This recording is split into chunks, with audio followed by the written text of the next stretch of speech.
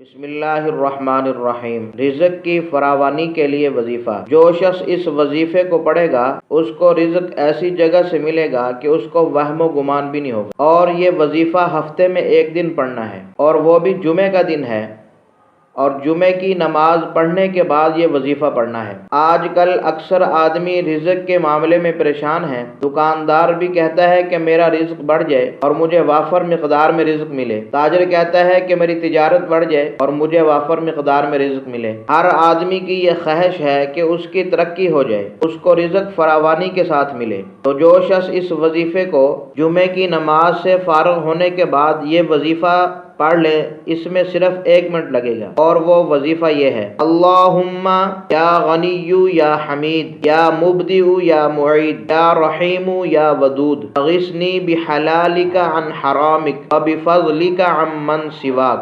جمعے کی نماز سے فارغ ہونے کے بعد اس وظیفے کو پابندی کے ساتھ پڑھیں، انشاءاللہ رزق بارش کی طرح برسے گا۔